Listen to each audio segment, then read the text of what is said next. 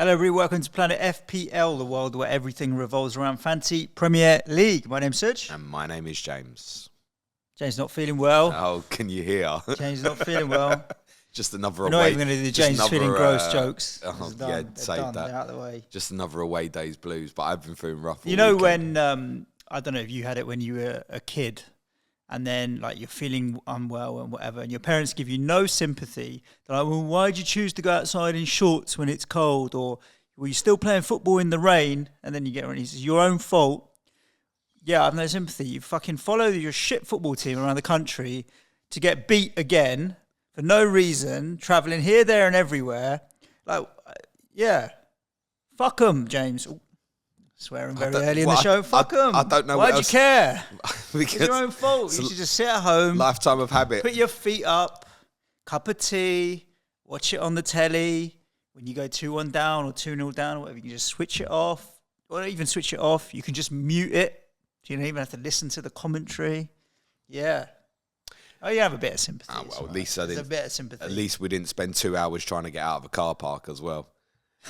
More of that on Tottenham on Wednesday. You know what? That's why I've been much better getting the train down to West Ham recently. In and out, it's so much easier now. Couldn't get a train on Saturday, could I? No, I know. But I'm just Shout out saying, in general, car park, like it can be an absolute nightmare. Shout out to my boy Ricky Saunders, who managed to get us to and from Birmingham, and no, we didn't make the last train.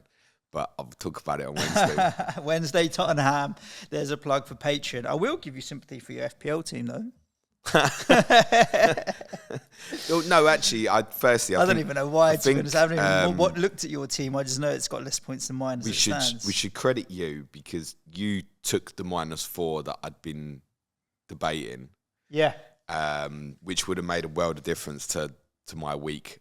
It's worth saying at this point, none of us own the Pervis thrust of Pervis Estupinan. But you took the -4 to go double Newcastle offensive. Yes. So got Callum Wilson in. Yes. Which also, I think, I want to say, added a United clean sheet to your team, maybe. On the bench. Oh, right. Not in your team. Yeah, it's because I had Luke Shaw already in the team. Oh, okay. So Lindelof was the addition, and I benched him. No, that's fine. But yeah, it was set up for next week. In the end, it wasn't like I did the move to get March to McAllister, Greenwood to Callum Wilson, and then Lindelof with the -4 as a boring move, though. It wasn't like I'm going to be offensive and aggressive and get it. I was like, there's just too many other people are going to do it. All I'm doing is covering myself off, possibly the two of the most transferred in players this game week or owned in McAllister and Wilson. That's all I'm doing. And I thought it's just, yeah, for the -4, 1 goal from Callum Wilson and it's paid itself off. And it might actually pay for itself in 37 with Lindelof's double. And if he returns in that 37 double, then it's fine. But I didn't see it as what a good move. It was a boring move, mate, because it was made from covering people off. But you didn't do that. You went for No, I didn't do it. Tell everyone how you've done anyway. Oh, while we've started there, let's do it. I'm on 50 points with the -4 as it stands, 46.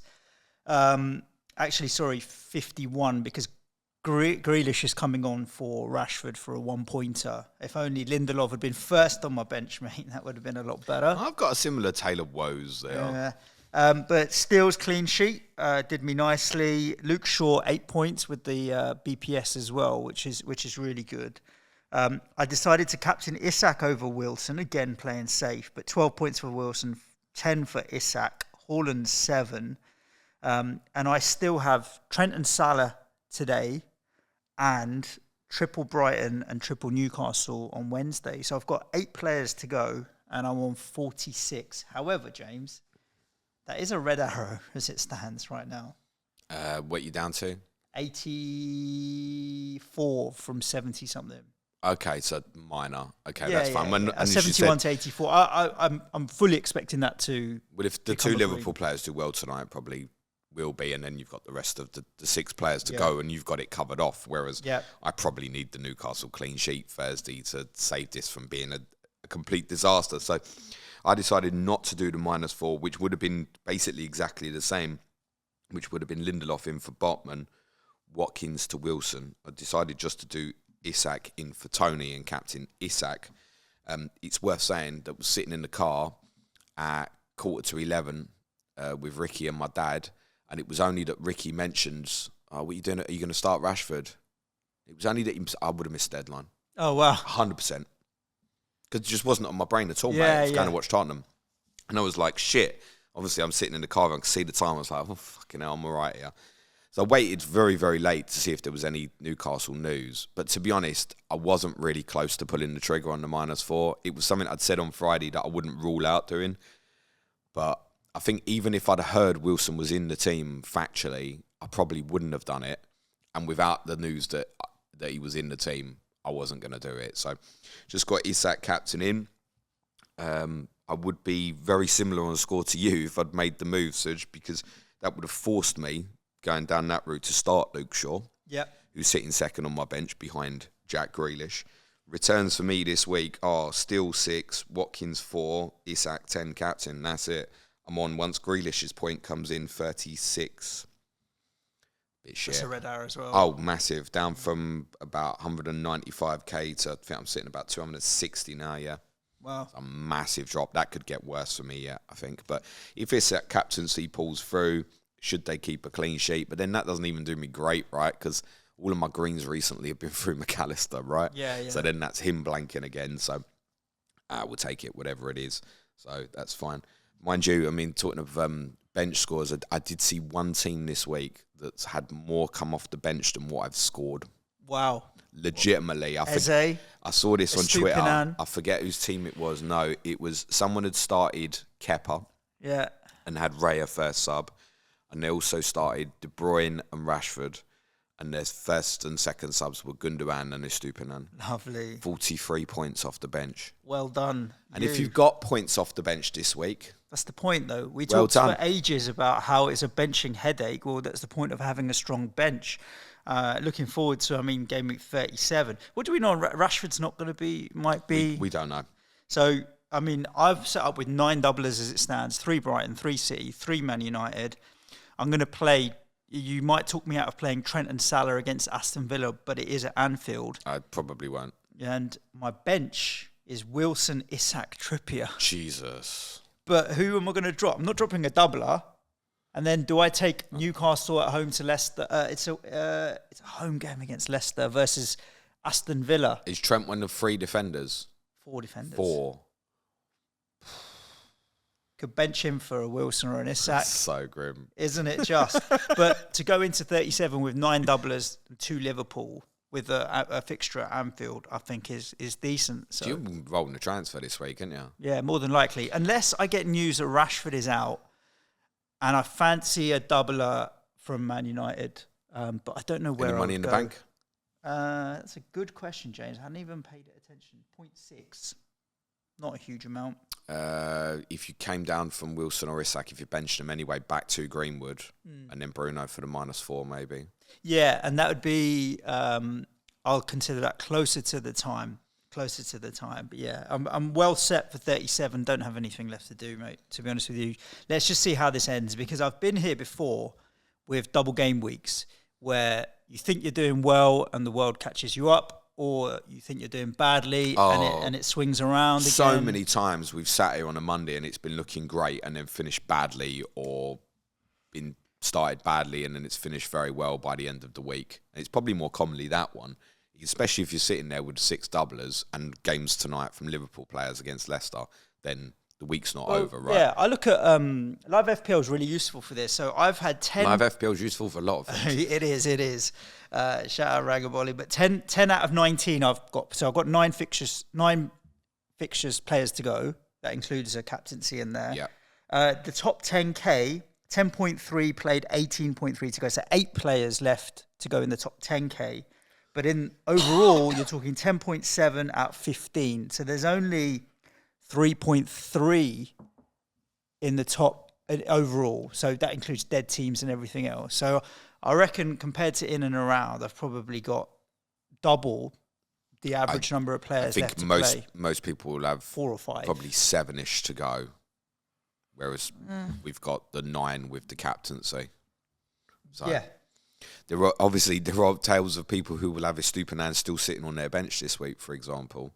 Perhaps they put his second or third sub. subject to what played elsewhere and stuff. So I'm not too sure what I'm doing yet transfer-wise. I'll let the game go tonight. There's information from obviously Man City tomorrow night. Newcastle Brighton play Thursday. I have 2 United at the moment, which is Rashford and Shaw. I have 2 City, which is Hall and Grealish. And I've got 3 Brighton in place still, McAllister, Mitoma. I'll obviously have the likes of Trent, Salah, Isak as single game week players is absolutely fine. So, I mean, if Rashford's injured and out, I don't think it's a guarantee that I'd go another United player even. Just play... I mean, I'd probably go another United player, but it's not a guarantee that I'd go another United midfielder. I've got to force myself to get treble and stuff. I'm not going into the likes of Anthony and Sancho. You don't want Lollipop Boy? Lollipop Boy, which one's is that? Anthony? No, not particularly. It would be Fernandes to force in. I think for me to go Fernandes or De Bruyne, I'd probably have to sacrifice Salah. I'm not sure I want to do that. Also beginning to think as well that Salah might be the best captaincy in 38. Away to Southampton are obviously down now. And I'm a little bit conscious of that, perhaps. You're not looking beyond Hall and captain, are you? For the last day? No. For this coming week. For this week, no. I mean, there's no guarantee that Arsenal will beat Nottingham Forest at the City ground, but let's assume that they will. City at home, 4:30 on a Sunday to win the title. He'll play against Chelsea. They'll smash Chelsea to win the title at home. You want to always win the title at home, and if they beat Chelsea, they will. Chelsea are not in the best of form. I can't look beyond, even if he didn't play in the second fixture away at Brighton because they'd got the title wrapped up and they were now going to wrap him up for potentially Champions League and FA Cup finals.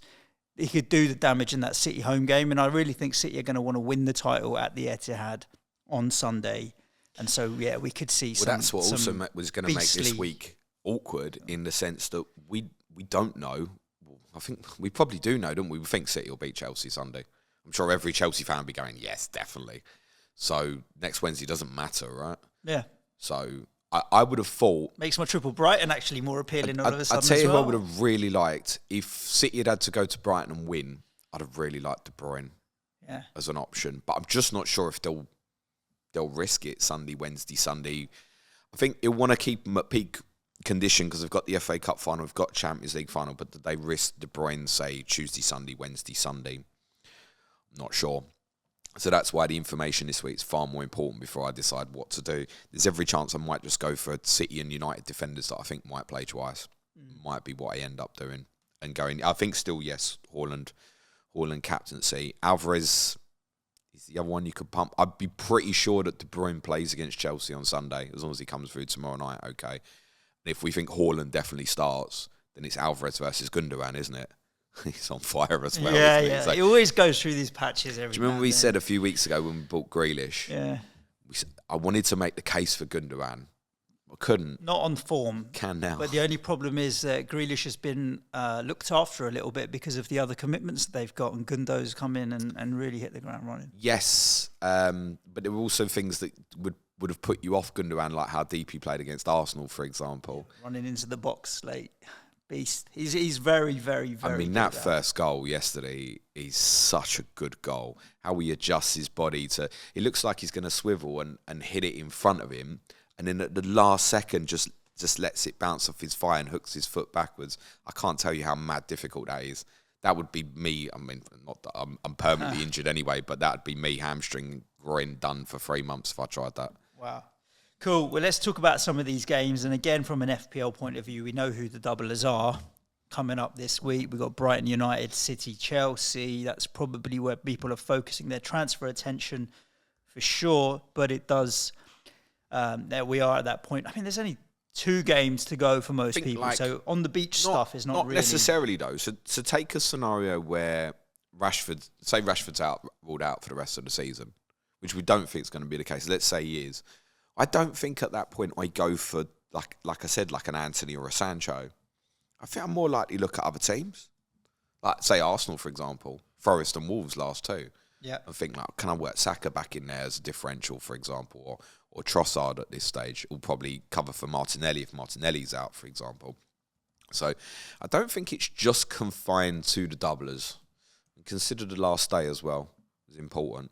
I think particularly for City now, it's probably a bit scary in terms of what minutes you're getting for certain players.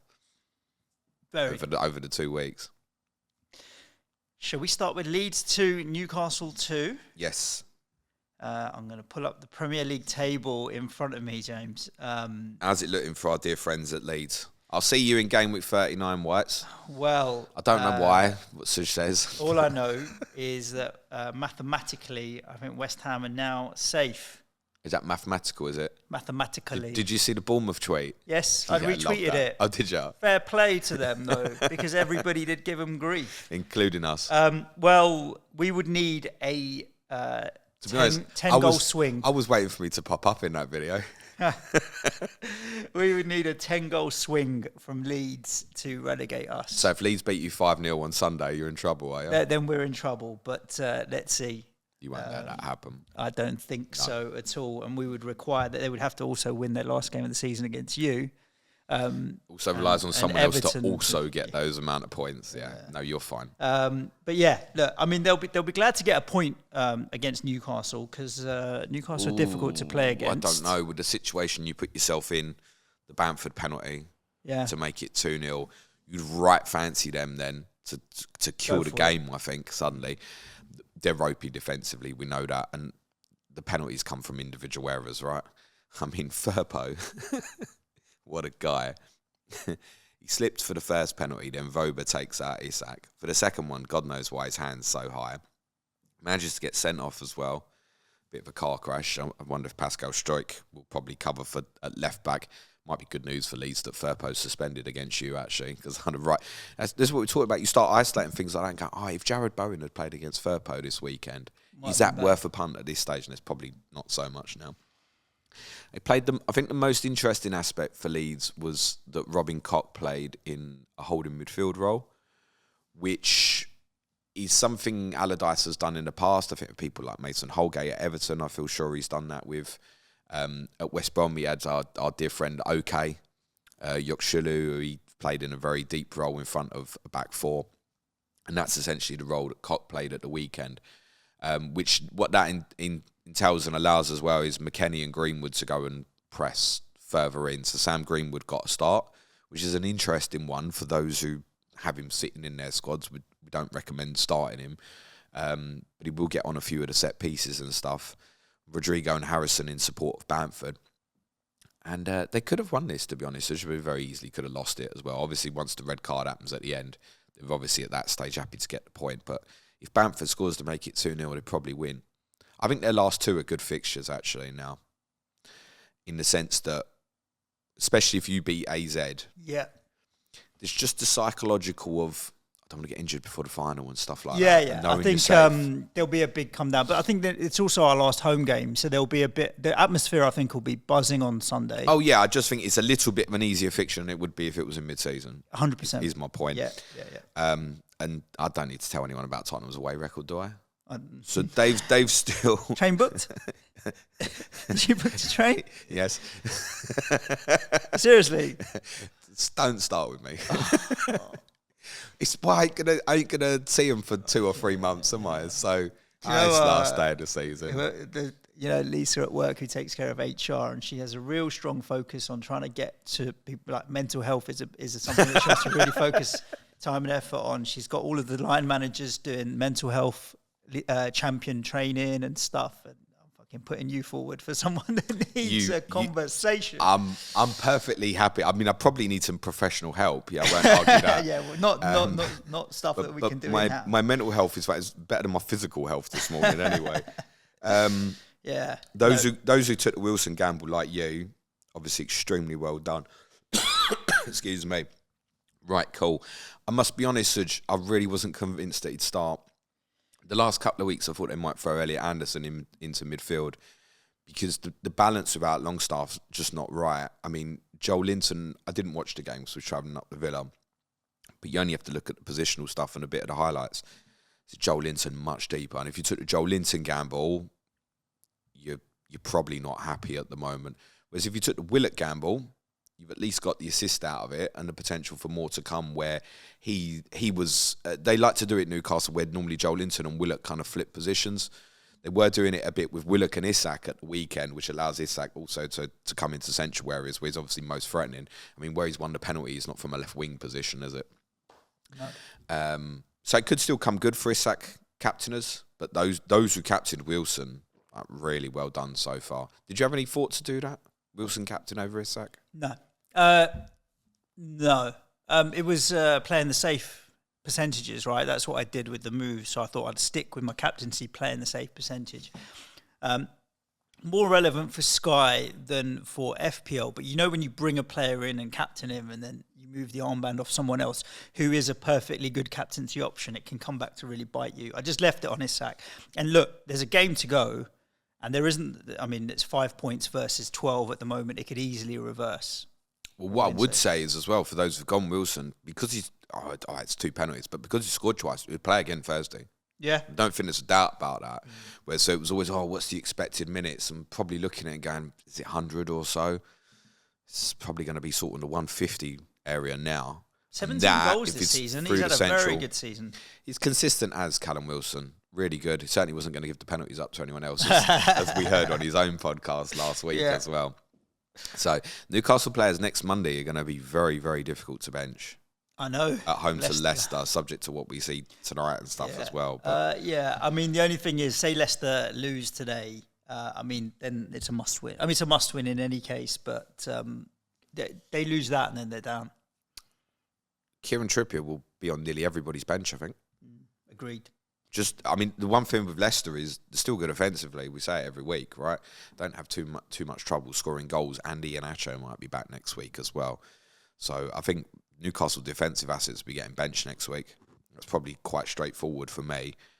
But the intention probably is to keep and start Isak. I'm sitting there with Watkins, and Watkins goes to Liverpool. It's an easier one, isn't it? I mean, Isak will probably play for me this week. Even if I decided to get a Martial or an Alvarez, I'd probably still go with a front three and play Isak, I think, most likely. Although it might be dependent on Rashford's fitness. Villa 2, Spurs 1. Yay. Go on then. So Villa well deserved to win. Congratulations to Villains, absolutely deserved it. I must say the atmosphere was good. It's one of the better ones I've been to this season. They really did pump up that volume at certain points in the second half. And they were a very happy camp. What you've got here is two teams essentially competing for a Europa Conference League place. One's desperate for it, and the other one's not sure if it wants it or not. It's going to go down to 7th, we think, right? It's definitely 7th for the Conference League. Brighton, obviously, with the victory yesterday, with games in hand, are obviously into 6th now. You'd think they'd almost definitely beat Southampton, worst case, on Sunday, wouldn't they? Even if they lost the games in hand. Yeah. Then they're potentially clear of Villa, aren't they, if Villa don't win at Liverpool? What's the gap? At the moment, you and Villa are tied on 57 and Brighton are on 58, 2 games in hand. So that's what I'm saying. So if Brighton would beat, just say, Southampton, even if they lost to Newcastle City, and if Villa lost at Liverpool, then Brighton, at worst case, are guaranteed to finish above Villa, aren't they? Worst case. So Brighton are definitely going to be in one of those two positions. I do not understand the Brighton fans who were telling me they wanted Tottenham to win at the weekend. You should have way more faith in your team. Did you not see you guys yesterday? Villa, very deserving victors. I did think they'd bring Carlos in and play Konsa right back. I know Lee Jackson, our Villa correspondent, thought the same. We thought Kamara would come back into midfield. That's not what they did, but it worked absolutely fine for them. Ramsey and Bailey were a real dual threat in the wide areas, coming narrower during the game, although Bailey held the touchline far more. He played quite well, Leon Bailey. Ramsey obviously got the goal from his assist. I want to say that's, I'm trying to work it out now. It's now, is it 7 goals we conceded in the opening 10 minutes in the last 5 games or something? I'm just looking at your goals conceded, James. 59. There's only 5 teams that have conceded more. That's unbelievable. Bournemouth, and they lost 7s and stuff. 9 at Liverpool. Yeah. Forest. Yeah. And the bottom 3. Yeah. Not surprised. 59 goals conceded. It's a good job we've got Harry Kane up front, isn't it? Yeah. Good Villa. You're not going to go and invest in them new ahead of Liverpool away this week. For those who've still got Watkins like me, it's probably a far smaller number now. Lovely enough, consider that Liverpool will play a high line and he'll probably get a chance or 2 in the game, but I think because of the headache this week, he probably is going to be a benchable one this week. Plus, it'll be conflicting if you have, say, a Trent in your team as well. More of interest is Villa's high line the other way and Tottenham's inability to take advantage of it. So I don't know how many times we were caught offside, but it felt like every couple of minutes, they go high and really high. Even really late in the game, there was no thought of defend the penalty area now. Get up the pitch and play high. And if Tottenham had anybody in there, it's not to take anything away from Villa, thoroughly deserved to win, but if Tottenham had anybody with fucking brain in the centre of the pitch, we'd have got in so many times. Because that's like, if you said to me, what don't you do against Spurs? Play a high line because you got Kane feeding Son running in behind. Richarlison's no slouch. If you're playing Kulu, no slouch. Like that, you're designed to beat teams like that so well. And Tottenham will face. So what's the brain issue? Like they're just not playing the ball quick enough, or? I mean, there was one instance, it was even Kane in the first half actually didn't play the ball quick enough for Son. It was just the timing. I don't think it was a lot wrong with the runs, just not playing the ball early enough. But then also credit to Villa for knowing when to step out and, catch them, Listen, right? These are fine margins. You see the number of offsides that get given. It's great, but if you look at a lot of those offside calls at the weekend, honestly, if the pass is played earlier, you've got one-on-ones, 40 yards from goal and stuff. And they will go and do the same thing against Liverpool at the weekend. Wouldn't be benching Mo Salah this week. No. So he'll get opportunities. For Tottenham, there's a couple of really bad performers. Richarlison might as well just sat on the coach. Waste of space. Højbjerg and Skip in midfield and 60 million. Really bad. Pierre-Emile Højbjerg is going to get his own talking tactics this week. Oh, lovely. Because I saw a player hiding again. You know what he was hiding from? The ball? The ball. Yeah. The ball. Hiding from the ball. Yeah, I'm going to look at it. It was also something, I'll talk about this more on Tottenham, something very, very odd with him in the warm-up as well. Where he was basically training by himself while the others were all doing drills and stuff. Weird. We'll talk about it Wednesday. Xabi Alonso's on the way. Tottenham were much better. To be honest with you, I know Xabi Alonso's manager of Leverkusen has been getting linked with the Tottenham job. Player manager, mate. Stick him in the middle of the pitch. You do a bit of Spanish, Portuguese. Xavi or Xabi? Xabi. But for ball, yeah, Xabi. You got to learn to pronounce your new manager's name. Xabi. Spelled with a V. Xabi. Roberto De. I'm going to have to give that ghost up a night. Yeah. Just because he'll take a look at your squad and it'd be a poison chalice if ever there was one for him to take. He just wouldn't do it. I think that he will end up winning the Premier League with someone. We'll get to that. Tottenham were much better. There was a couple of pluses and a couple of notes. So Tottenham were much better when they made two changes around the hour mark. And this was still at 1-0, admittedly. Forster should save Luiz's free. It's a good free kick, we should save it. Kulusevski and Bissouma came on. It was Bissouma's first appearance for 4 months. And do you know what it is? It was another one of them, Suj. A player's been absent, and they're better than you think they are because you've watched the rest of the shit in the middle of the pitch since. But actually, as soon as he come on, he wanted to go and get the ball off the back four, and he wanted to carry the team forward, and very importantly, he wanted to pass forwards. And that was a big difference. And if Tottenham can get him in the team for the last 2 games, that'll be very helpful because he's leaps and bounds better than the other 2. And Kulusevski coming on made a real difference. He gave Moreno a real headache in that last half hour. And how many times have we sat here with Kulusevski? And I don't think he's had a great season, but we go, Jesus, Tottenham looks so short of creativity when he doesn't play. He only looks like a threat in the game once he come on. That said, even at 1-0, Kane had a brilliant chance where he ends up hitting it straight at Martinez. But your Villa were thoroughly deserving winners. No complaints. And I couldn't have complaints if they finished above us. They'll want it more than us over this, but they're desperate. You could feel that being at the stadium, like how badly, listen to Villa fans before and after the game, how badly they would even take the Europa Conference without a doubt. Because they should. It's a good competition. You have to accept when Unai Emery took over, they were relegation candidates, right? They were right in the shit, and he's done an incredible job there. Yep. That high line, though, is absolutely going to bite them against some better teams than Tottenham.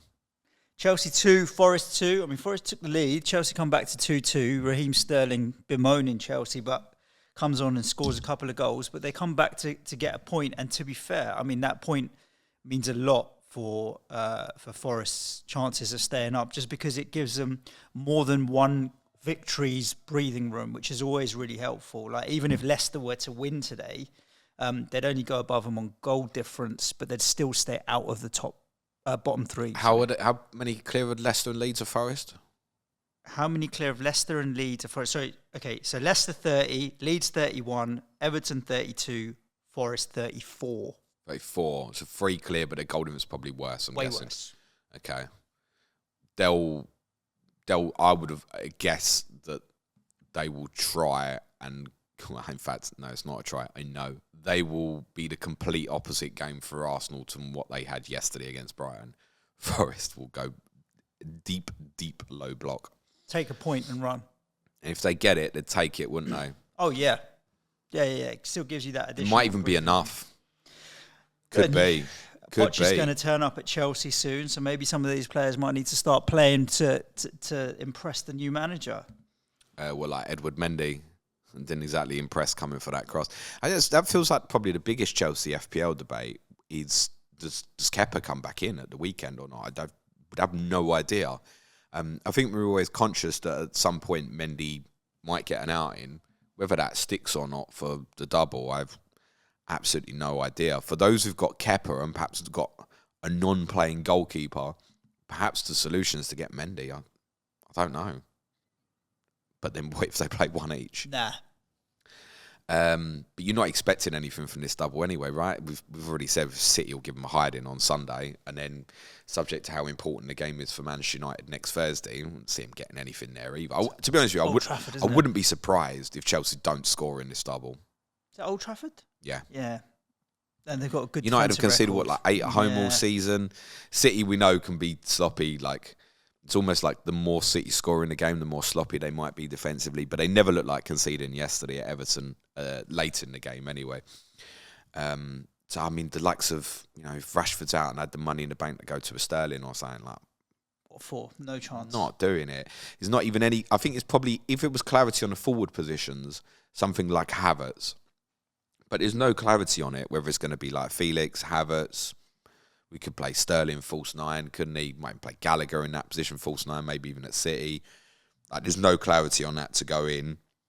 You've got no Chilwell. Lampard said in the week he was hoping to be back maybe for the Manchester United game. He's not going to be back at City. So you've got Chilwell with a single away to Manchester United, even if he was available, versus others with great fixtures this week. Don't think you're playing it. So personally, I've got absolutely no interest in any Chelsea players. Gary Mantle's on COTC on Thursday, doing that with Gary Robinson on United v Chelsea. I'm fairly confident that's what Gary's going to say as well. He's going to say double's too difficult. It's arguably the 2 most difficult away games in the league, near enough. You put Newcastle, Arsenal, Liverpool in there, but it's rough. Got nothing to play for. They're just cruising into next season, aren't they? And they're not cruising it well, but they've scored 5 in the last 2. Sterling, I guess, because he scored 2 this week, if he had the luxury of money, would be the one to punt. But I wouldn't want him in the team rather than Bruno Fernandes or Kevin De Bruyne or even like an Ilkay Gundogan. I was going to go down to the mid-tier, if you really wanted to punt a Mahrez or a Foden or whatever. I know it's a bit risky, but yeah, I think they could do more damage in one game. I'd almost rather have 2. someone like Cody Gakpo this week, home to Villa, even though it's a tough game. I'd probably rather have that. Yeah. We're steering well clear of Chelsea and Forest. There is something to note for those who might be lingering with Brennan Johnson. I think he'll come back in for the Arsenal game. But it's not the first time they've done this recently, where they've left Johnson out in a away game and played Danilo in a higher position. They'll probably flip that back again for the Arsenal game at the weekend and bring Johnson back in. And one of Forest's tactics in home games for Johnson to hold quite wide. And whether Zinchenko's back or not, it probably won't be. He'll believe he can do Kieran Tierney over the top, and that's a ball that Forest will look for in that fixture at the weekend. So it would mean Danilo probably goes back and plays deeper. Taiwo Awoniyi, 4 in the last 2. I presume he'll stay in the team for that fixture. That's not the differential forward that I'll be buying this week, despite the fact the title race is essentially done. I can't see where I would buy a Chelsea player. There's so many single game week players I'd prefer to him if I was to genuinely punt somewhere this week. So yeah, and if you're like us benching Newcastle players, just let them come off the bench if you need them versus Leicester at home. I'm going to get Sterling in because he's got a double and leaving Isak at home to Leicester. Chelsea got nothing to play for. Don't want to do that. Yeah. 2 other teams that are cruising into next season now: Palace 2, Bournemouth 0, and both of them will be obviously Premier League teams, despite worrying about it. I have seen the odd person saying let Roy carry on. But not the majority. But he's done all right since he's come in. It just feels like they're playing to their potential. And I know there was a lot of talk when Patrick Vieira got fired, that it was a bit harsh and what have you. And maybe he would have done what they have done, but they're definitely different, right? They're definitely freer, it feels like, under Roy. And whoever does come in and take the job permanently, you want to attack-minded manager, don't you? Who can get the most out of some of these really talented players and I think and stuff. The best thing Palace could do is go and appoint I'm going to say a really young man, but a young manager who's possibly done well at a lower level.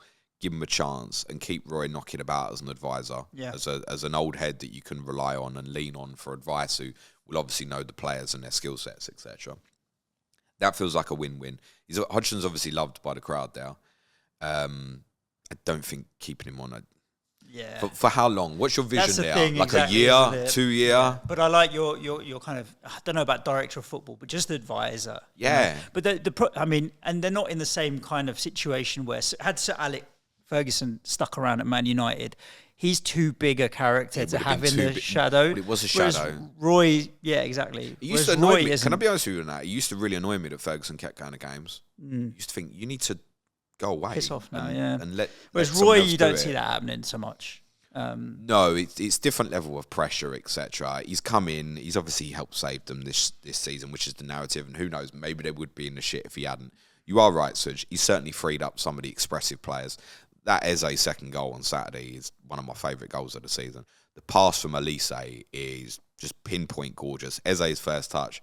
And once he comes in, I think in the past, you wouldn't have fancied him now. He just levers the bat out of hell out of it, doesn't it? Flies in the top goalkeeper. I think Neto's still looking for it, mate. I think Neto looked left, and as he looked left, the ball was already coming back out past him to the right-hand side. He hit it so hard. What a brilliant goal.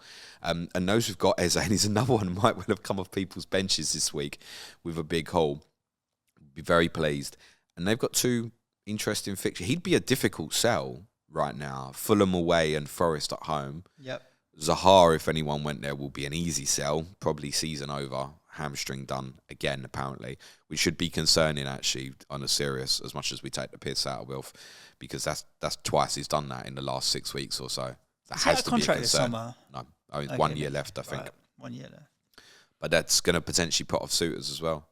I might have that wrong on a contract situation. But I wouldn't be surprised if, like it's been, that he stays. Maybe he's out of contract. Check that, actually. I feel like he's out of contract this summer. He is. Nico's saying he is. Yeah. You've not seen many clubs being linked to him, though, are you? No. I mean, yeah.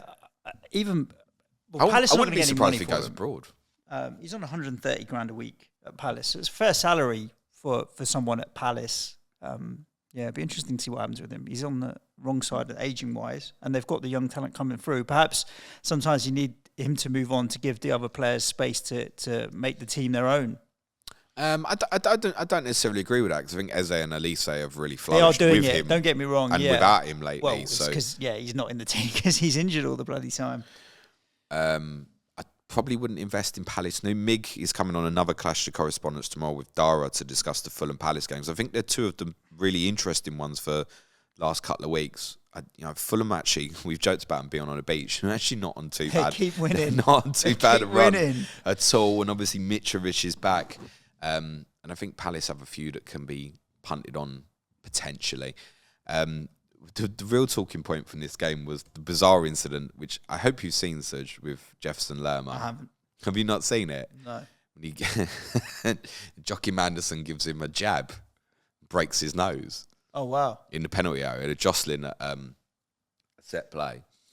And Anderson has clenched fist. It's really close to him and just gives him a little jerk, right? And he actually apparently breaks Lerma's nose. Wow. VAR saw it, decided not to act on it. That's what's about VAR. It's a red card. Sorry. The fact that if it had been open hand, you might say, oh, he's pushing him off. His fist is clenched. Yeah. Why are you doing that? Yeah, it's a definite red card. Bournemouth fans will feel like there's a lot gone against them this year. I don't think it's as bad as made out. That was definitely one that did. I think it might have even been 0-0 at that stage, possibly. So, Bournemouth, no new investment. It's United at home, and then they finish with...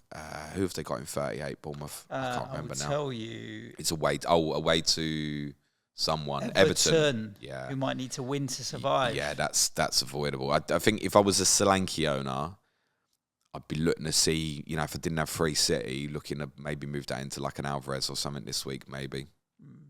Manchester United 2, Wolves 0. We thought this would be a home clean sheet, but Varane comes back in, Luke Shaw back to left back. As a Lindelof owner, also seeing Harry Maguire come off the bench. I mean, it was at 80 minutes or whatever, but Varane being fit again. I'm hoping, obviously now, I want to play Lindelof next week.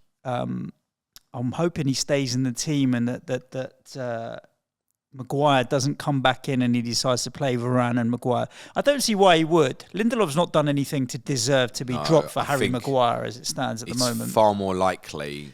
Varane doesn't play and Maguire plays. Exactly that. So I could foresee Varane not playing either the Chelsea or Fulham games. They play Fulham in 38. Because he'll be essential for United in the FA Cup final against City the week after Gameweek 38. Yeah. I think what he'll be thinking is if I play Maguire with Varane's under stress. I think that's what he'll be thinking. And it's more likely to just move Shaw back into centre-back in that case anyway. But if I had to buy one right now, it's definitely Lindelof still. That price is too good. And those who've wanted to go Dalot or have gone Dalot, here's the problem. And I also think Wan-Bissaka playing, because his defensive recovery is better, and then you're playing Varane in between Lindelof and Wan-Bissaka, is making Varane's life a little bit easier defensively, where he's probably not being turned around to running behind. Don't get me wrong, Wolves at home is a pretty good fixture to ease your way back in, right? Yeah. Bournemouth have some fast players, and I imagine it will probably be Wan-Bissaka and Lindelof again at Bournemouth on Saturday to protect Varane and not put him under too much duress. So Dalot, I think, would also be avoidable. That doesn't mean I'd go for Wan-Bissaka, by the way. No. Because it's just as easily could be Dalot. Dalot could play at left back if Shaw played at centre back, but I think Shaw and Lindelof would be your two if you wanted to invest in new. And Rashford's injury, in a strange way, probably helps. Well, in my opinion, helps Bruno owners more because he played centrally rather than being dumped out on the left as he was against West Ham. More influence on the game and having a striker in front of him in Martial helps Bruno's game a lot more. So it's a weird one where, I'd rather Rashford. If you knew Rashford was going to be out, then it makes Bruno more interesting. If Rashford's fit and they decide to whack Bruno out to the left again, then I'm like, don't want to go Bruno, and I'll stick with Rashford, to be honest with you. If Haaland got injured tomorrow night, who do you think you'd captain 37? I wonder if I'd punt a Brighton player. Mitoma. It's Alvarez, isn't it? Just go Alvarez instead. If he was injured for the rest of the season. I don't know if I'd want to use a transfer going Haaland to Alvarez. I mean, this close to the end of the season, actually, probably. Just get it done, who cares? Yeah. Any consideration for Bruno? It's not a bad double. Bournemouth away, Chelsea at home, got nothing to play for. I don't own Bruno. That probably puts me off. And I haven't got a transfer plan that involves getting Bruno, so I haven't considered Bruno. But if someone said to me, I'm going to captain Bruno Fernandes, I wouldn't be put off it at all. My pre-plan coming up to this week would have been to move Salah to Fernandes or De Bruyne. I'm not convinced that I want to move Mo Salah. And all the rest of my midfielders, if Rashford is fit, have got doubles, so none of them are going either. So it might be that I just stick with Mo and leave them both be. So I think he hasn't been returning much, Bruno. I'm just having a look here. No, but the capability is there, isn't it? I think 11, he created five chances at the weekend as well. 3-2. So he's only returned 3 times since they played Leicester in Gameweek 34. It's not huge numbers. I'm really not keen on the Antony/Sancho punt. What I would say is I think if Antony's probably quite likely to play twice. So the possibility is there. I just think you'll have you tearing your hair out, and I haven't got much of it anyway, so that doesn't particularly work for me. We got guess. Yeah, that's it. I don't know who's coming through. Lost me Fred. Oh, Martial as well. Fred? Yeah, not Fred, no. Martial, if Rashford's out, Martial, I think, becomes more interesting. Because he wants to play with some pace up front. We know that. And if Rashford's unavailable, he'll play. He's not going to pull Weghorst up there. There's every chance that Martial would play twice. Yeah, every chance. And that might be the one that I look at, sort of Watkins to Martial, and then just leave Rashford maybe. And then if he was back for Chelsea, I've still got him as a single game week. I might even take that sort of route, possibly. Yeah. Okay. Southampton 0, Fulham 2. Mitrovic is back. Yes, but not in the starting lineup. No. We did say it would be quite harsh on Vinicius if he got left out. So what does he do next week? Because they both scored. So, yes, got a hero's reception from the travelling Fulham fans and almost inevitably, obviously, scored. It was a very limp finish for a very limp season for Southampton, who have Liverpool in 38 and obviously go to Brighton this week as well. So they're going to be in trouble. I wouldn't be surprised if they took 2 hide-in Saints. So you don't want to go without Brighton in 37. And it's what I said earlier in the pod. I think Salah might even be the best captaincy in 38 when we get there. And I think people will be inclined to want to punt something like that rather than, just Haaland at Brentford. Final day. Brentford are stodgy anyway. Something like Mo at Southampton's the sort of one could go off, couldn't it? Yeah, especially if they need to win to get top 4. I mean, they'll be in a situation where they'll need some sort of points to try and get into top 4. Yeah, and Southampton are obviously, as a result of this result, dead and buried. I think the only note is as well for Brighton assets. What about Brighton assets for 37 for captain? Yeah, of course, you absolutely could consider. My concern with the Brighton assets would be Newcastle Thursday, Man City next Wednesday, Southampton sits on a Sunday in the middle. And he's had players who've got injured recently, like Solly March. Could he really put a rotated team out against Southampton? I think especially should they get a really positive result at Newcastle, he may decide to, the likes of Buonanotte and stuff like that. There's every chance they'll play. So that's what would put me off a captain and Brighton player in the double, I think. Okay. Fulham, we'll speak more on COTC tomorrow. Mitrovic is a very viable 1-week punt, I think. Harry Wilson returned another assist, and we've been saying for weeks, I think he's probably the one if you wanted to punt one of the midfielders. But I feel like this week, City, United, Brighton assets, you're struggling to probably pop a new midfielder in there who's got a single, I think, unless it's a direct replacement for Rashford because you can't afford to go somewhere. Perhaps you've already got 3 City, 3 United in place. That's the circumstance where I think someone like Harry Wilson maybe does come on radar for you. Cool. Saints, it's interesting. Like, say Leicester were to get relegated, you feel like, okay, there's somewhere where we're all going to go shopping. Barnes, Maddison, Tielemans, maybe someone might fancy a little bit of Fass, Castagne, Pereira. There's going to be a lot of people that'll be looking there to go shopping. Saints, Lavia, Ward-Prowse. And we'll have takers. And who? Like, they're not suddenly where we're going to go and strip the team and try and take a lot of the players. And I guess that says a lot. No, but then it might end up being helping quite a strong team in the Championship. Yeah, possibly, it's a funny one. Because Ward-Prowse and Lavia would, I'm going to guess, get them sort of 100 million-ish in the bank to cover up for the loss of Premier League TV money, if you will. Cole Walker-Peters will get plenty of interest. Yeah. Especially you can cover right back and left back. So Cole Walker-Peters would get them a decent fee as well. But yeah, you're right. I mean, Alcaraz might have some interest as well. I mean, they've only just got him though, haven't they? So they spent a decent amount of money on Sulemana. So either he steps up in the Championship next year or they try and get their money back. I don't think there'll be a financial concern. No. Moving on to Sunday, James. Brentford 2, West Ham United 0. Did you watch the game? Nah. I was at my jiu-jitsu gym.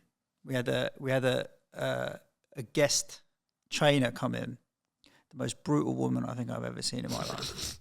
She's about 5'2", UFC fighter. Sounds like my type of girl. Smiles, just that smile that says I will fuck you up.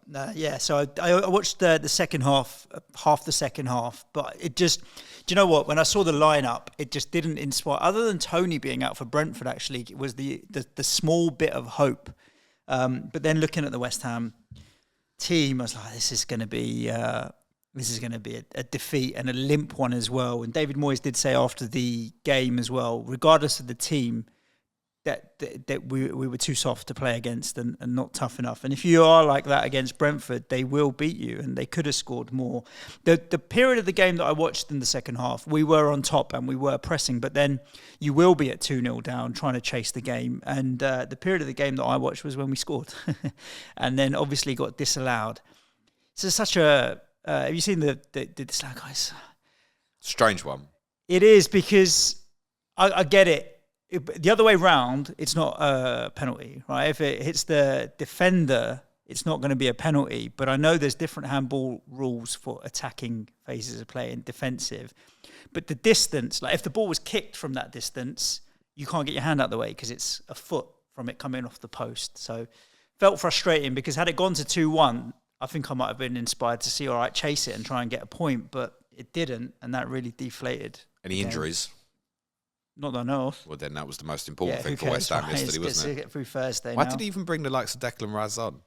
I think to prove a point of, look, it's still not acceptable to just lose a game like that. And half a game, give them a bit of, stretch their legs a bit. There are a couple of teams in this league who, if you turn up at anything less than your standards, you will get beat by it. And Brentford are one of them. You cannot be under it against them, because they will keep putting the pressure on you physically. And it's not the first time this season we've seen them do quite well, ironically, without Toney. He didn't play that night against Liverpool, I want to say, back in January. I've obviously got my fingers crossed, however, that he's probably not available for the weekend against Tottenham either. We think it's a hamstring, so might be season done, possibly. There's his audition, though, to be Kane's replacement. He'll want to turn up for that. This is the thing, right? Like, I think most clubs would be extremely interested in him, but you don't know what band's coming, do you? No. So who's going to go and spend, I don't know, 80 million or something on Toney? He's not going to be cheap, and you've potentially got this band lingering. 80 million? Why is that so absurd in the modern market? Someone who's proven now in 2 years in the Premier League, is probably England's second best forward after Harry Kane. Why not? You think Brighton are going to go, oh yeah, we'll take 50. They're not. You know Brighton will go for the hard bargain anyway. So yeah, but okay, they'll talk to me about which strikers have been sold for 80 million or more. Well, there's some people out there think Harry Kane's going for 80 million this year. He's not. Why not? Yeah, but which strikers have gone for 80 million? You're talking about the likes of Lukaku. Like he scored 12 goals last year. Manchester United going for Toney, what are Brentford asking for? 12 goals last year, 20 this year. So he's had one 20-goal season. He's only been in the league for 2 years. 80 million. Why not? Lukaku went for 90 million. Yeah. Lukaku's proven in multiple leagues and to be international level. You don't. Lukaku's a better forward than Toney with his record. Right now, historical record. I think Toney's historical great, record. 80 million. Yeah, I don't see why not. Like, if the ban wasn't there and he was up for sale this summer, when Brentford wouldn't want to sell, yeah, I don't think you're getting it for much less than that, mate. 27 years old. And you want to pay 80 million. It's perfect age. He's got every attribute you could want, Toney. Everything. He's 2 years younger than Harry Kane, only. The gap is not huge. Well, and Kane's going to be 30 next month. Yeah. £80 million. Why not? What do you think, Nico? 80 million. Ivan Toney. Too much. 60, 65 I could see, but 80 million, nah. Because talking about Leicester selling Harvey Barnes for 60 million. I think that's expensive. 45 to 50 for Harvey Barnes. Madison would be 60. I think you need to realise where these transfers going. Plus, you're paying a premium for a homegrown English player.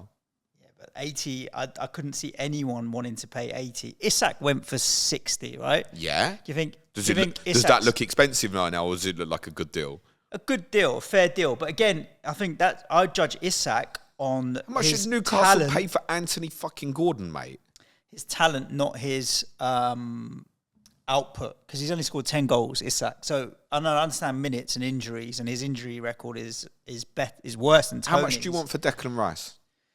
I think at 120 they'd take him. 120? Yeah. So you think Declan Rice is worth 40 million more than Toney's goals? Yeah.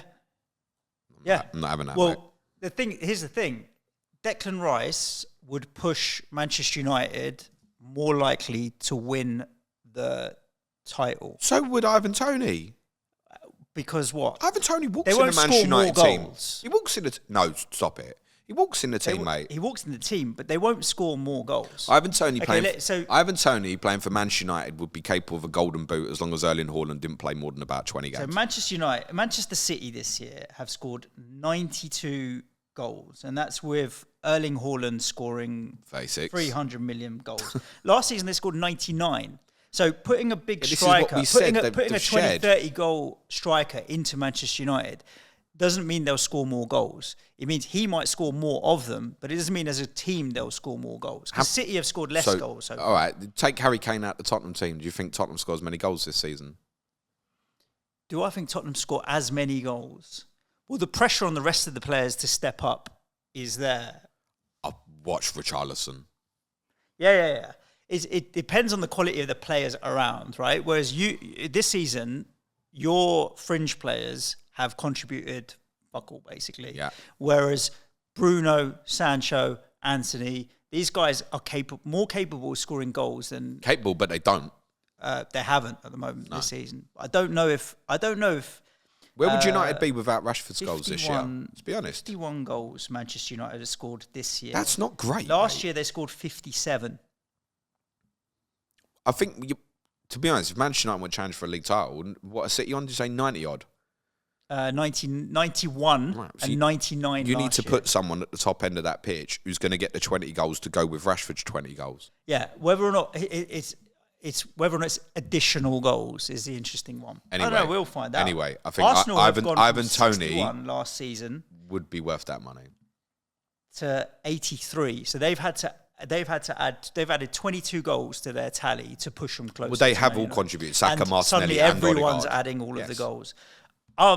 This is a kind of pointless debate because it doesn't then it's not about what we think the players debate. Worth. Nico's cutting this as its own individual short podcast, mate. But it's not about what you or I think the player's worth. It's what the club that's willing to buy him are willing to pay. Because we can go through a whole list of transfers and say so-and-so is worth or isn't worth. Like right now, Richarlison does or doesn't look worth 60. Anthony does or doesn't worth 70. He paid 60 for Richarlison, who don't think Tony's worth 80. Well, this is the thing. Are you comparing apples and pears? We're not now. Do you think? I think Tony's worth more than Richarlison. Yes. And you paid 60 for Richarlison, but does that mean you paid too much for Richarlison, or does that mean Tony's worth more? Is Tony worth more than Sancho? I'd rather have Tony in my team right now than Jadon Sancho on current form. But they paid what did they pay? 85 or so for exactly. Sancho. So suddenly they paid more for Anthony. You don't think they'd pay 80 million for Tony? But then, do I think Tony's worth more than Isak necessarily in a transfer? Probably not. But they got him for 60. We just said that it was a good deal. So it's not exactly down to... There's no science to working out what a player's worth. We don't say if they're an international, they're worth this much. If they scored this many goals, they're worth this much. If their age is this worth the only reason... I just think 80 million. If someone said to me, you're buying Toney for 80 million, other than if I was Manchester United or Manchester City... The people are going to be going, oh yeah, but pay 120 for Rice. Yeah. 120. But then there's a difference. He's 24 versus 27. Oh, He's come on. Internationally proven. You pay more. You pay more for goal scorers, mate, because they're at a premium. You've got to guarantee a player. If Ivan Toney played for anybody in this league, United, City, Arsenal, whomever, will score goals. No doubt in my mind. Yeah. I think if you were to put it out there, the majority of people would tell you that he's not worth 80 million. But we're getting this right. At the moment, he's probably not worth that because of the betting ban lingering over him. And therefore, he'll probably be at Brentford next year. And I apologise to the Brentford fans for this conversation. Yeah. Anyway, I hope he doesn't play Saturday. They played with Vissa through the middle, obviously Sade and Mbumo either side. They changed to a back four, as we'd expect in this sort of fixture. Normally, in the more difficult on paper fixtures or against the bigger clubs, Brentford do obviously revert to a back five nearly always. I don't really know what line Tottenham fall into at the moment, whether they do or they don't. And I wonder if Tony's absent, that they might keep the back four actually, which might be good news for Tottenham going the other way. Actually, if you've got your likes of, we didn't speak about it, if you've got Kane this week, for example, or Son, I think you still started them, aren't you? They're going to make it horrible. they're going to piss the crowd off. The crowd are going to get negative because you're going to hate them and you're going to hate your own team as much. I'm not. At least I don't have to go halfway up the country afterwards to go and pick up my son. And it's 12:30 on a Saturday, so as soon as it's done, you get the rest of the weekend to yourself. And we haven't done Eurovision. Is that a Patreon pod this week? Oh, shut up. I had a lot of people thinking that Everton might give City a tough game and it might be a difficult challenge, and a lot of Arsenal fans obviously hoping that Everton would do them a favour. I think they forgot who they were playing. Excuse me. Yes and no. Everton did make it very difficult for half hour, Suj. Yeah. City did very little in that opening third of the game. City can make it difficult for them for 45 minutes. We did. The best moments and for they Everton still beat us 3-0 in the first third of the game. Kyle Walker had to cover up a couple of times when Everton had a turnover and broke very quickly. What City weren't going to do was put themselves in a position to get absolutely destroyed on the break like Brighton did against Everton on Monday. Positionally, very aware off the ball. It reminded me a lot. I spoke when City won at Palace 1-0 when Haaland scored a penalty a couple of months ago, and I said that City's defensive display that day was outstanding. It just did not give some very good Palace players who have individual quality, never give them a moan. And Will Saha had one moment right near the end where he got to the byline. They never give him nothing. And anything they did have where Everton had moments in this game was covered up really well, particularly by Kyle Walker. We now know that Aymeric Laporte can play in midfield. That didn't happen as often as it would do with, say, a John Stones coming into that position, but primarily, yes, it was Laporte who moved out of centre-back to go and play in midfield with Rodri. The game was won by, essentially, as I said near the start, an absolutely unbelievable moment of quality from Gundogan. I cannot try and... He's whining me, look at he's just flicked the ball backwards. The way he shoves his body, where to let it hit his fire and he's definitely controlling what he's doing. He changes his mind, definitely, fractions of a second before the ball lands at him. The improvisation on that is sensational. Absolutely brilliant goal. Haaland got his customary one, which is one of them now. Once Gundogan stood it up, you knew what was coming. When you see him leaping in the air, there's an inevitability of what's going to come. Pickford panics. He goes across the goal probably a little bit too quickly. Make the debate that Pickford possibly should do better on the free kick that Gundogan scores as well. But yeah, by the end, it ended up very, very routine for Manchester City. Any consideration for Gundog for FPL, Suj? I would need to know. Well, I'm already on triple City, so I'd be either moving sideways from City to City, or I would need to get rid of Stones or Grealish to make it happen. So let's just use the Haaland potential injury, for example. And if Rashford is out, then maybe Rashford to Gundogan, and then it frees me up to do something else in that striker slot. Martial, we talked about potentially. But I would need a combination of events to make it worth it. I don't think I could do it as a sideways move from Grealish. I think, to be honest, if Rashford was ruled out for a few weeks, I think he'd go right to the top of my list on agenda, to be honest. And then I'd probably buy Lindelof, and I'd play a back three of like Shaw, Lindelof, Trent going into this week. See, look, like Grealish and Stones didn't play, and obviously I expect them to play against Real Madrid.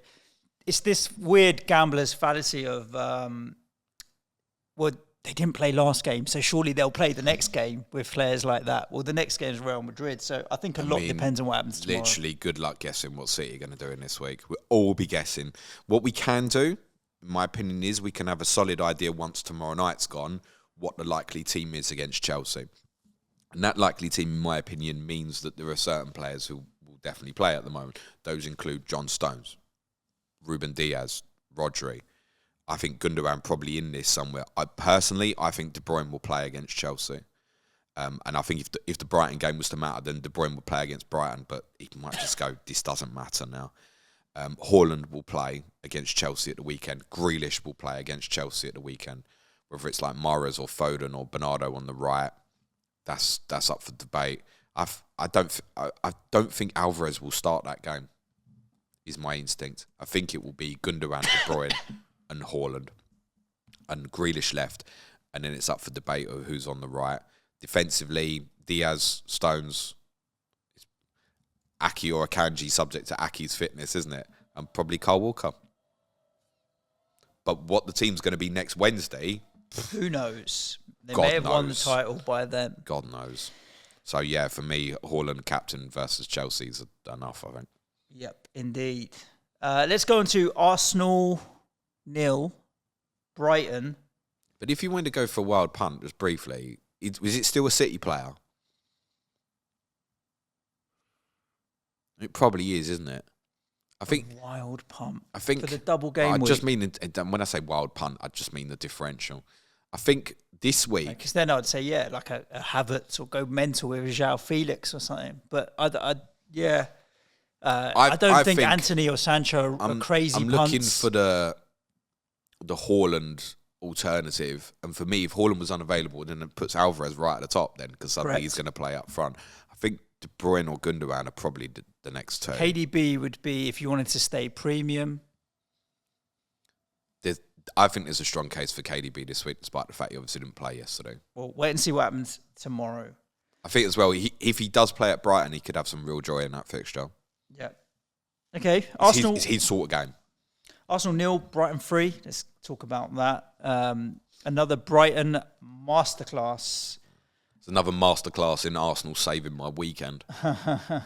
It is a sad state of affairs when you're reliant on them, but 12 shots, 6 on target, big chances created and scored as well for a change. Let's have this right.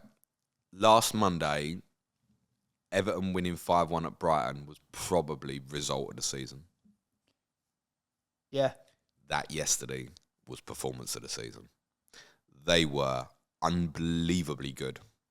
To the point that if you were an alien drop down and watching that, you would 100% have said it was Brighton going for the league title. Mm-hmm. They didn't just beat them, Suj. They wiped the fucking floor with them, mate. Did you watch the game? No. I struggled to put into words how good Brighton were in that second half. They looked elite beyond elite, Suj. It's probably the best performance I've seen from any team this season, because Arsenal, all jokes aside, are a very good football team. And Brighton have been all season, completely outplayed them. Suj. Sorry, I've got to cough, mate. Do it. Cut that out, please, Nico. From back to front, brilliant. They played Caicedo at right back. Oh, so Gross played in midfield, did he? Yeah. Have you seen his assist? Yeah. Yeah, okay. Still, I don't. You know what? I looked on FPL afterwards. I was like, well, Gross has hauled, doesn't he? Because he's got the assist and the clean sheet. And then I was like, why do I think he's a defender and he's going to get clean sheet points as well? But it's that weird. He plays right back. Well, this is the weird thing where I was like, he's got clean sheets. He's going to get that and the assist. It's actually just the assist points. So actually, only picked up 5 points from a FPL point of view. For the benefit of the general public, me and Suj had a big argument about Pascal Gross on our Patreon podcast on Friday. I see that you didn't buy him anyway. Nah, I played it safe. I did in my minus 56, which was where we can take punts. But it was a punty pick, not a sensible pick.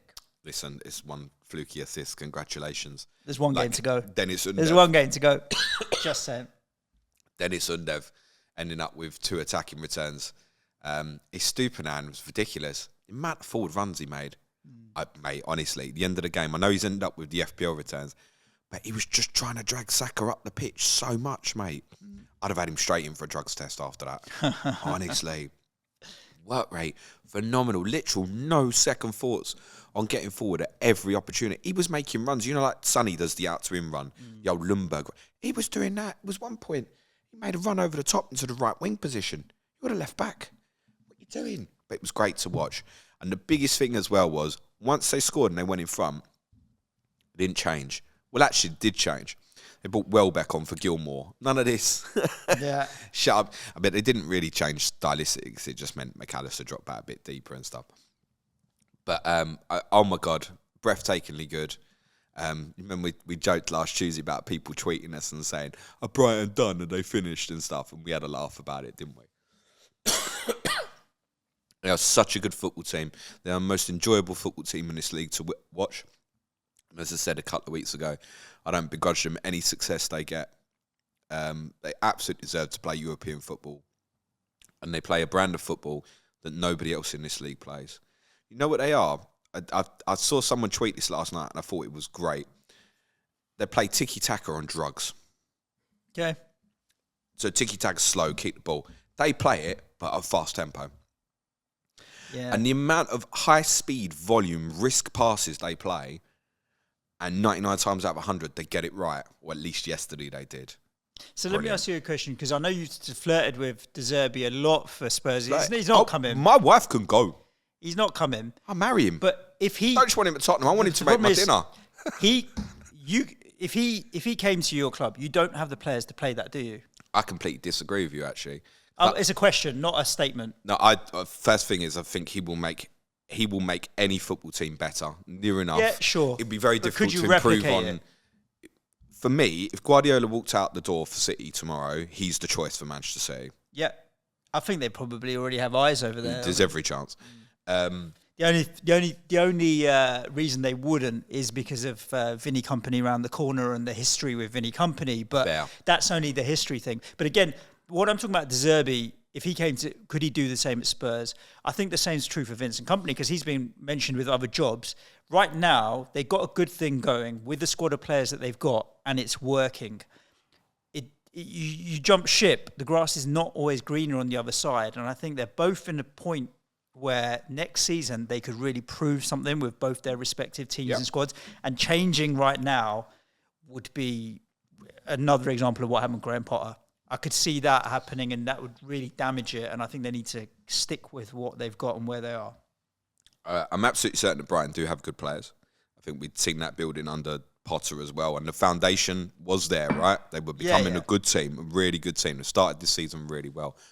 But how they play stylistically, nobody else plays it. I keep hearing ludicrous comments like, oh, Brighton plays similar to Manchester City. They do not. Nobody plays like Brighton with the tempo that they do, as well as keeping the ball. They've gone to Arsenal, dominated the ball, Suj. They never retreated. They never had a moment in the game where I thought, do you know what, we're going to rest off this for 5 minutes and we're going to soak up a bit of pressure and draw them on. Just played through them. The levels between those two teams yesterday was ginormous. And they've gone to the backyard against a team who's beat nearly everybody there this year. Who haven't they beat at the Emirates? City? Who? Arsenal. Brentford they drew with. They've won nearly every other game, haven't they? Yep. And they've given some hidings out themselves. Think of the tempo Arsenal played against when they beat Liverpool or they beat Manchester United. They destroyed my Tottenham earlier in the season. So good from Brighton. For Arsenal, it's obviously extremely disappointing. And it's unfortunate. It's probably a real reality call watching that because they were well beat. There was the makeup of it as well that Arsenal were very under par. Yeah. Very under par. There were a lot of players such as Saka, really quiet. They weren't helped by Martinelli going off injured, although easily could have been sent off before that as well. I want to pull out Martinelli because I think anybody deserves the benefit of the doubt once. He had that challenge with Bednarek a couple of weeks ago. We put Bednarek on his neck and it was dangerous. And this was not the same challenge, but definitely intentionally takes Mitoma out. Naughty, not on. He's now got his own ankle injury. I guess he's a potential miss for the rest of the season. And he was a miss for Arsenal in the game yesterday. It wasn't a good tackle from Caicedo either. How he never got booked, God knows. The referee seemed to go into the game decision and decide he wasn't going to book anyone early on. Yep. I mean, they were both orange cards, never mind yellows. They both could have been red in theory. Put it this way, even the Caicedo one, if it had got sent off, it wouldn't have overturned it on VAR. No. Because Martinelli's ankle rolls underneath Caicedo's body. And it wouldn't have overturned the Martinelli Mitoma one because you're endangering an opponent. They missed Martinelli's direct running. They've really struggled in midfield. Defensively, they've obviously missed Saliba. I think they missed Zinchenko as well. But I think the biggest impact on Arsenal was because Mitoma and Enciso hold so high and wide. And very importantly, Mitoma played on the right in the first half hour. It meant Tierney couldn't come inverted because they just stay high and wide all the time. And it's the two Brighton central forwards, if you will, which obviously yesterday was Ferguson and McAllister, dropping in deeper, trying to pull Arsenal centre-backs out with them. But Tierney couldn't go into an inverted position to go and play this half-back role in midfield. Never happened. Couldn't do it. So Arsenal felt short in midfield and also felt isolated in the full-back positions. Once Mitoma swapped back from the right to the left, I mean, Ben White's probably still struggling to get to sleep now. Because Mitoma give him nightmares. Just exceptional. And I know the narrative around Arsenal be bottling it and all that, and they won't need reminding that at one stage they were 13 points clear. Do you want a really random fact about Ben White? That's just come to my mind. This is the most. He doesn't watch football. This is the most random thing. You know where that's dangerous. Where you don't watch football. Apparently, he doesn't watch football. Like if he didn't watch clips of Mitoma before he rocked up on the weekend, he's now shit. Yeah, he knows what it's about now. Ben White lives in what was Nicola Pepe's house. Thanks for that. Just random. How much did Arsenal pay for Nicola Pepe? Yeah, exactly. Yeah. But there was a really interesting conversation that was on a Talkshite radio station about all transfers. Why are you listening to this crap? Because Darren Bent's all right. He's not an idiot. No, he speaks sense. Mate. Darren Bent is all right. He's fucking useless as well. Darren Bent is all right. Tag him and tell him. Darren Bent is all right. He's not stupid. But list all transfers over £70 million, and then what percentage of them have been successful? Most of them have been non-successful. Yeah. When you start spending over that crazy amount of money, it's not just Nicola Pepe, but so many that are in that bracket. Why is it that when you get to that number, because clearly... To be honest, you could do it above 50 million, I think, when you pay that price, you're obviously buying a better quality player, in theory, right? You're spending that much because you think he's a better player, but then the percentage chance of success is so much lower. Conversation for another day. Also, we'll get into Twitter questions in a minute. But yeah, Arsenal lost, take it on the chin, but Brighton... Arsenal players, I do think, though, very interesting for the next two. Forest away and Wolves at home is a really good last two. So someone like Trossard will be in no one's team at the moment. I think it's pretty interesting. You've got Kivior's obviously very, very cheap. That might enable something, although I don't know, you'd pick him over Lindelof at the moment, unless you already had 3 United in place. But I wouldn't be surprised if Arsenal win very well in the next two. Finish the season well. I've seen it so many times from Arsenal teams. Once the pressure's off, they play well. Hurry up and end this podcast. Yeah, okay. I'm going to apologise to the listeners. Sorry, James is not feeling too great, of course. But look, Brighton very much on the radar. I think they're clearly not going to be able to catch top 4. But I think half that team's viable for FPL. Like there will be people. I think because there were real concerns about the defensive assets this week, there will be people who only have 2. Estupinan is obviously the standout defensively. Still in goals, perfectly reasonable. Sanchez wasn't even in the squad yesterday, so we can only assume now. Sanchez still had the bad day against Everton. He didn't have a bad day yesterday. It's not going to change now, is it? So still will stay in goal. Estupinan's the pick of the defenders. McAllister, Mitoma, perfectly reasonable as midfielders. Yes, better than Gross. Suj. Up front, to be honest with you, it's Sissoko, Welbeck, Ferguson, and arguably Undav. All potentially interesting. I would wait on any Brighton decision till certainly after Thursday. If Evan Ferguson was to get a break at Newcastle, I think he'd be the most interesting one. Cool. James, do you want to tell everybody what we've got left to come this week? There are very few questions that we've had in on Twitter, but I'm going to find a couple that might be interesting. We've got 2 Clash of Correspondence this week. Tomorrow, Fulham versus Palace with Dara Cohen and McTavius, and Thursday, Manchester United versus Chelsea ahead of the double game week 37 fixture with Gary Robinson and Gary Mantle. I haven't quite worked out how we're going to separate Gary and Gary. There's only 2 people in the world called Gary, and there's 2 of them are bloody Planet FPL correspondents. Wednesday, Sky Fantasy. Our James stream return on Friday. Our Patreon pods this week. Suj probably hasn't looked at the schedule yet. No. Q&A today. Tomorrow, that's what it always is. Money in Football on Leicester City, which will incorporate a bit of discussion on the game tonight as well. Just asking the question. We did a pod on Everton and their finances last week. Just asked the question, are Leicester okay if the worst happens? Wednesday will be Tottenham, where I can talk about some of my farcical travels to and from Villa Park. Thursday will be a quiz. Do you know what the theme is on quiz this week? I don't. The theme this week is bottle jobs. And on Friday will be our Game Week 37 differential show preview podcast. Lovely jubbly. A pretty standard and straightforward week for everybody to look forward to. We are very much last week of school term. The home straight, shall we say. Yeah. FPL Dunk says, I know the answer to this. Would you bin off Kane and Son for free if you could have De Zerbi?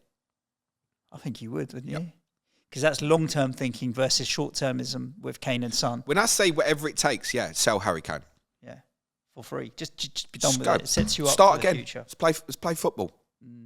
I want to watch that every week. It's so good. I look forward to watching them. If you said, City are playing Liverpool, I look forward to watching Brighton play anybody more at the moment. Amber wants to know, which Premier League manager would win Come Dine With Me? Roberto De Zerbi. He's Italian, he probably can cook, right? I feel like, why is my default to say who looks like they like their food the most? Oh, wow. Why did you like dead eye me when you said that as well? Bruce. Look at you, you little fatty. Steve Bruce, I was thinking. He's retired. Fish and chips, wasn't he? Sean Dyche would eat anything, wasn't he? From worms to whatever. So. Which manager would win Come Dine With Me? I reckon he'd be an underrated one, I reckon. I reckon Sean Dyche could put a dish together. Guardiola, a lovely paella. We shouldn't assume that they'll make their native dish, should we? No. They could cook anything from anywhere. I'm gonna go with De Zerbi. I'm gonna stick with you as well. I think De Zerbi. Yeah. It looks like the man can do pretty much anything. Yes, and hopefully he does on Wednesday, because we could do with a few more FPL points for everybody. Thursday for the double game week. Is it Thursday night? Yes. Wednesday. So no, you can watch West Ham. The rest of us will be watching Brighton. Indeed. We'll be getting to a final. That should be a really good game. Newcastle Brighton Thursday night. Yeah, for sure. Both have got a lot to play for in that fixture. I still think we didn't really talk about it. I think Newcastle United. I know there's a few Newcastle fans getting a bit worried about top four. They should be right. It'll be fine. Yeah. I think it'll be fine. Good. Listeners, thank you for tuning in this week. I hope you've had a good game week so far. There's still a little bit of a way to go. If you want to support the show, then you can head over to patreon.com/planetfpl. We'd love to have you over there. It'd be Sorry for the last couple of weeks of the season. June will be free. As we are off. So if you sign up now, you won't get charged anything. We get charged for this month, but then back in July, we'll have a nice suite of pre-season content getting ready for 23-24. What year are we in? 2023? Yes, 23-24 season. Just head over there and we'd love to have you as part of the community. But other than that, stay safe, look after yourselves. You get yourself a hot ginger, lemon and honey, and we'll be back at you tomorrow. Ciao for now. There's something with a higher percent in it. As always, guys, be nice to each other. Play it your way. Cue music, please, man. By the way, we've done the outro. This is the bloopers and outtakes. Transfermarkt.com. Ivan Toney is worth fair market value 50 million euros divided by 1.13. That's about 46 million. Go on then. Pounds. Way there. What's Declan Rice's? I have no idea. I've just closed the bloody tab. No, everyone wants to know now. Go on. Transfer. Hurry up. Declan Rice. It's probably going to be more. I accept that. But it certainly ain't going to be 120, is it? Right, we've got people waiting now. Yeah, I know, but the website's slow, bruv. Oh, they can't put a price on him because he's priceless now. He's down as 80 million euros. Okay, fine. 80 million euros. So the differential there is, 50 to 80, so 160%. This conversation is not going to end, is it? No. Stay safe. Ciao for now. Cue music, please, man-child.